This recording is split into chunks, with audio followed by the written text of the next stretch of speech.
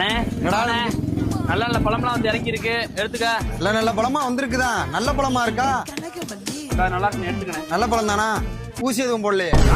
உனக்கு யார் சொன்னாவா? செல்லுல எல்லாம் பாக்குறது இல்லையா? அதுல ஏதோ ஊசி ஏத்துறான் கலர் சாயம். என்னண்ணே பேசுற நீ? நேத்து பாக்குறேன் அந்த பேக்கரியில் நின்றுகிட்டு கண்ட கர்மத்து கலர் எல்லாம் வாங்கி மடக்கு மடக்குன்னு குடிச்சுக்கிட்டு இருக்க. இப்ப வந்துகிட்டு தண்ணி பழத்துக்கு இப்படி பேசிக்கிட்டு இருக்க. அது எனர்ஜி ட்ரிங்க்டா, அது வேற. இதை செக் பண்ணி பார்த்து வாங்கினியா?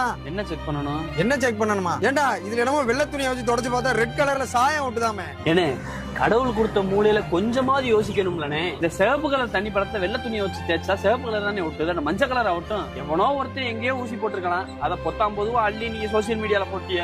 எப்பயும் 10 டன் வியாபாரம் பாக்குறவன் வாங்கி போட்ட 3 டன்னே ஓடாம இருக்கு. இன்னும் ஒரு வாரம் மட்டும் பழமும் கிடந்துச்சுன்னா மட்டும் கெட்டு அழுகி போயிடும். என்ன பண்றதுன்னு தெரியல. இப்படி எதுவுமே என்ன ஏதுன்னு தெரியாம பேசி பேசி அங்க வியாபாரத்தையும் கெடுத்துட்டியே, விவசாயி சோத்துலயே மண்ணள்ளி போட்டிய. அதுக்கு